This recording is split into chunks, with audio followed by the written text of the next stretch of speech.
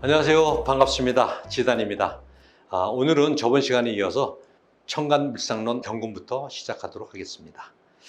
자, 일단 경금은 이제 음으로 에너지가 이제 들어오기 시작을 합니다.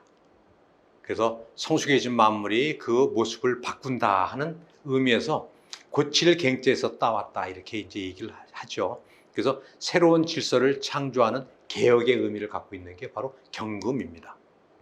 물성으로는 여기 원석, 그죠? 금석을 얘기를 합니다. 그래서 무쇠나 바위 이런 것들을 얘기를 하게 되고요. 그 다음에 여기 보면 동물로는 까마귀를 얘기합니다. 까마귀. 그래서 이 금은 우리가 오행의 그 속성에서 금은 의리를 얘기했습니다. 의리. 그리고 까마귀 하면 생각나는 게 뭐가 있을까요? 까마귀 검다하고, 그죠?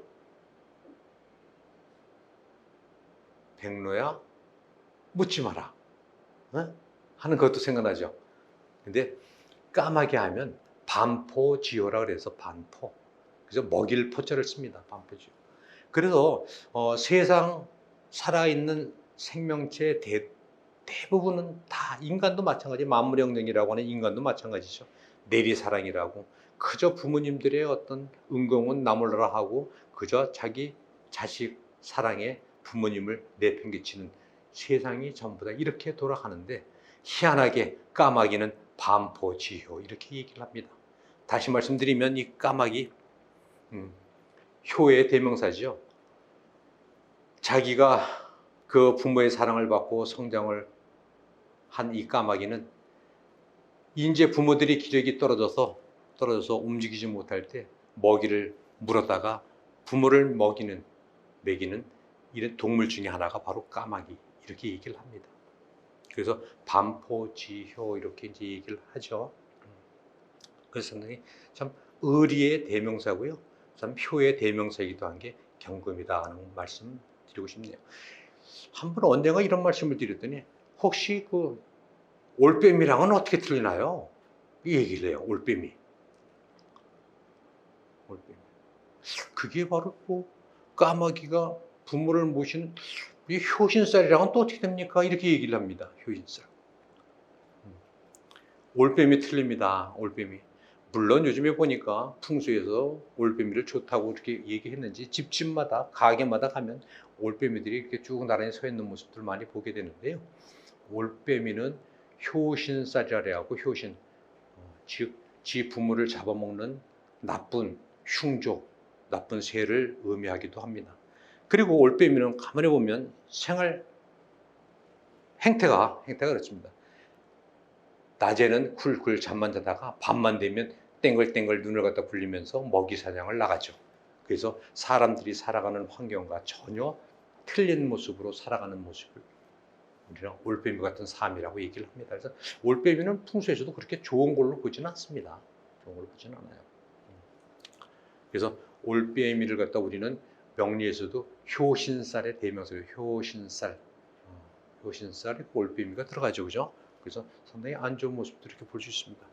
그런 의미에서 보면 경금은 까마귀, 아까 반포조라 그래서 상당히 좋은 의미를 갖고 있다 하는 거 볼 수 있었고요. 자, 봅니다.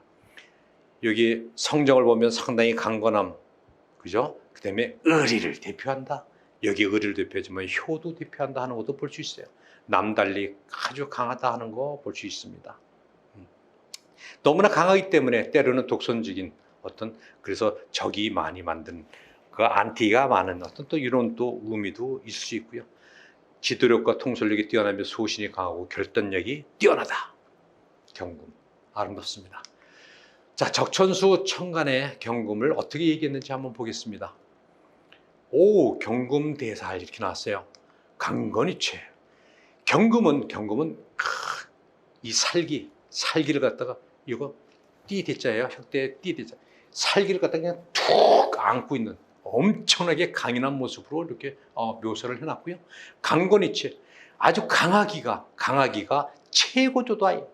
그래서 십천간 중에서 가장 강한 십성을 하나 꼽는다면 두말할 나위 없이 경금 이렇게 얘기합니다. 그래서 경금은 경금대살 강건 있죠. 엄청나게 강한 의미를 이렇게 얘기합니다. 원석, 이 돌덩이죠. 돌바위죠.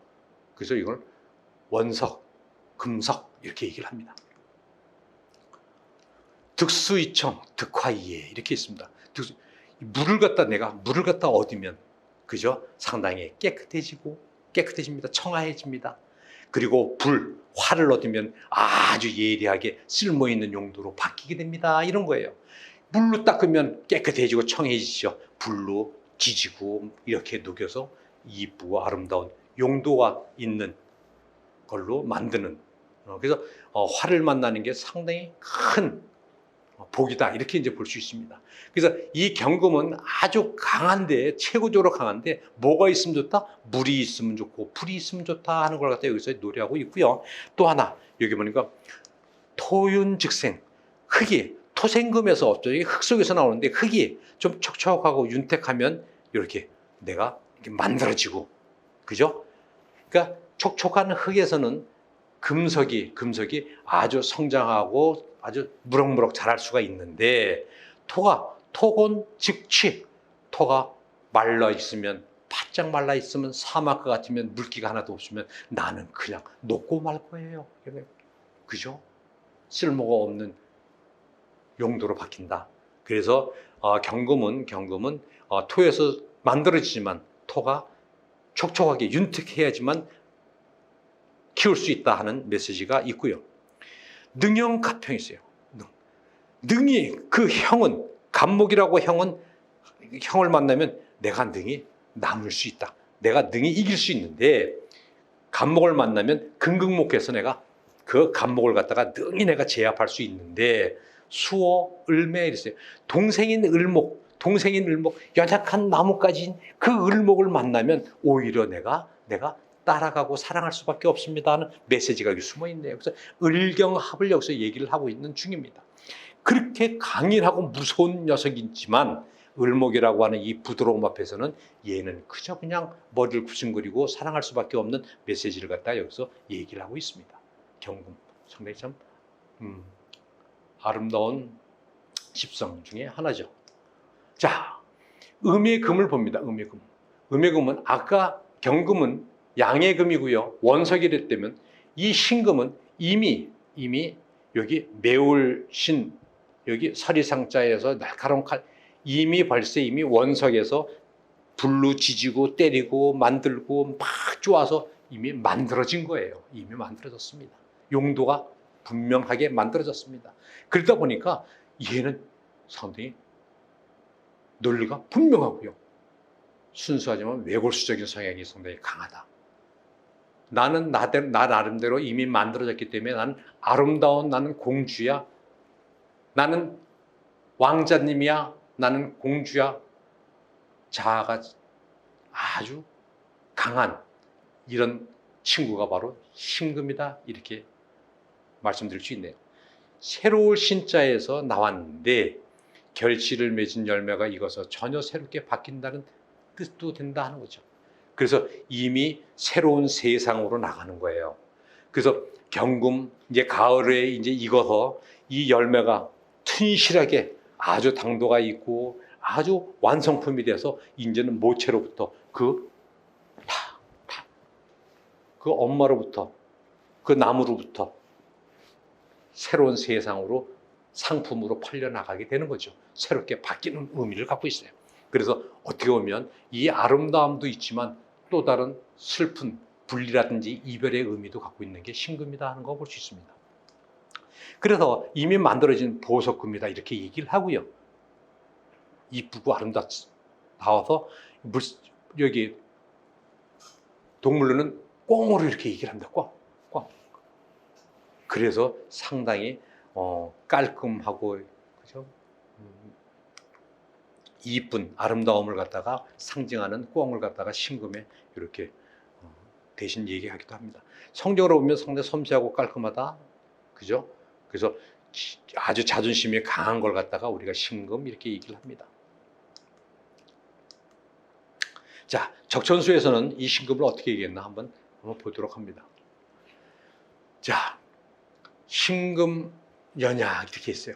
신금은 음의 금으로서 연약하죠. 근데 온윤이청 이랬어요. 그래서 신금은 비록 약하지만 온윤이청, 따뜻함을 이렇게 촉촉함이 있으면 상당히 맑고 청해집니다 하는 메시지가 있고요. 그래서 이쁘고 아름다움을 갖다 여기서 상징적으로 얘기를 했고요. 그래서 이런 원석에서 이걸 갖다가 우리가 경금이라면 이걸 갖다 갈고 닦아서 이렇게 아름다운 보석으로 이렇게 만들어지는 이런 모습을 갖다가 우리가 신금 이렇게 얘기를 합니다. 왜 토지다 이렇게 써요. 여기서 토가 많은 것은 나는 두렵습니다 하는 거예요. 이렇게 아름답게 만들어졌는데 흙이 많아서 토생금 해줄게, 토생금 해, 내가 너 도와줄게 하면서 옆으로 오는 거는 이 사람은 되게 싫어한다는 얘기예요. 왜? 흙이 오면 지저분한 게 묻으면 여기에 오물이, 그죠? 지저분한 게 자꾸 묻으면 나의 아름다움이 가려질까 봐 너무 싫어한다는 거죠. 요수지형. 그렇지만 물이 가득 찬다는 얘기에 찰령자, 가득 차면 나는 너무나 즐겁고 좋습니다. 너무나 행복해요. 물이 와서 자꾸 닦아주니까 너무 좋다는 그런 얘기가 되겠습니다. 그래서 토생금, 토생금이지만 신금은 이미 만들어진 보석이기 때문에 자기를 도와주는 아군, 도와주는 모친, 도와주는 귀인 웬만한 건 나 나 싫습니다. 그저 나는 토생금보다는 금생수하기를 더 좋아하거든요. 이런 메시지가 숨어져 있고요. 여기 보니까 능부사직, 능구생령 이렇게 얘기했어요. 그래서 이 신금은 이 간목의 임금이죠. 간목의 정관은 신금이에요. 신금. 그런데 얘는 간목이라고 하는 백성의 어버이인데 이 간목은 병화가 있으면 목생활을 갖다가 요구하기 때문에 간목 백성들이 너무 힘들고 어려워하죠. 그럴 때 그 어려워하는 그 병화를 갖다가 얘가 합을 함으로써 병신합을 해서 병신합 수, 그 물이 만들어져서 오히려 내 백성들인 간목에게 수의 기운을 수생목 해준다 하는 거예요. 그래서 내가 사직을 지키고 능구생령, 우리 백성들에게 우리 생명을 갖다가 계속 금생수, 다시 말씀드리면 병신합 수를 해갖고 수가 다시 수생목을 할 수 있게끔 도와주는 역할을 갖다가 할 수 있다는, 요거는 합의 의미를 갖다가 얘기를 하고 있는 중이네요.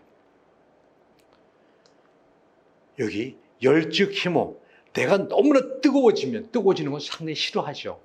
이미 만들어진 보석이니까 거기에 불을 막 지피면 신금은 녹아버릴 테니까요. 그래서 불이 너무나 뜨거우면 나는 희모, 엄마가 있는 게 난 너무 좋아요. 엄마는 뭐예요? 흙이죠, 흙. 그러니까 나는 그냥 저기 하는 거는 외토지다라 그래갖고 토가 이렇게 많아지면 나는 너무 싫지만 너무 뜨거울 때는 누가 있으면 좋아요? 흙이 있으면 너무 좋겠습니다 하는 얘기를 여기서 노래하고 있고요. 또 여기 보니까 한즉 희정 이렇게 했어요. 너무 춥단 말이에요. 오들오들 너무 추워. 너무 추울 때는 나는 뭐가 있는 게 좋아요? 정화, 따뜻한 불빛이 있으면 좋겠습니다 하는 거예요. 그러면 여기서 잘 봅니다. 신금이라고 하는 거는 이미 만들어진 보석이고 이렇게, 그죠? 주옥금인데 아름다운 보석인데 이 보석에 흙이 오면은 나는 오물이 묻으니까 나를 갖다가 내 색깔을 갖다 낼 수가 없으니까 당신이 오는 건 나는 너무 싫어요. 흙이 싫습니다라고 얘기를 분명히 했고요. 그죠? 아까 여기서 그러니까 외토지다 얘기했어요. 그래서 난 물이 많은 게 너무 좋다라고 얘기를 했습니다. 그리고 또 얘는 이미 만들어져 있는 보석이기 때문에 여기에다가 불로 막 지져버리면 어떻게 되겠어요? 잘못하면 끓음이 생기고 얘가 자꾸 녹아버리겠죠. 자기 아름다움을 잃어버리겠죠. 본질을 잃어버리겠죠.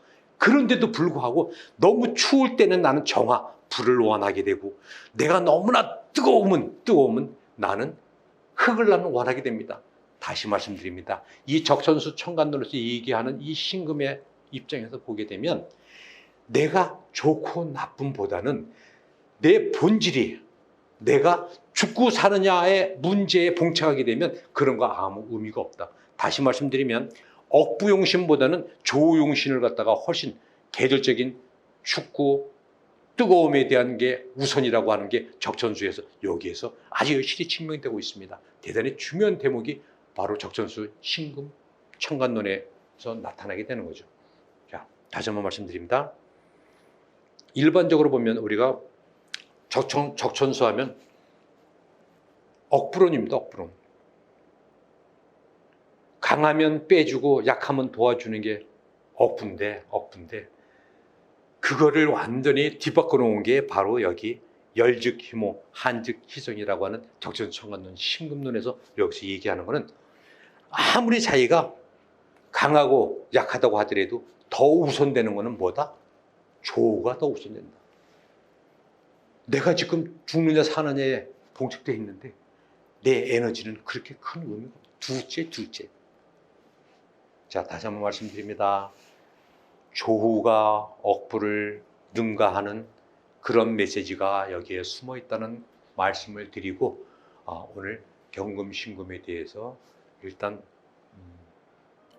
수업을 여기까지 하고요. 다음 시간에 수에 대해서 양의 수인 임수랑 계수에 대해서 이어서 공부를 하도록 하겠습니다. 자, 경청해 주신 여러분 감사드리고요. 다음 시간에 다시 뵙도록 하겠습니다. 자, 감사하겠습니다.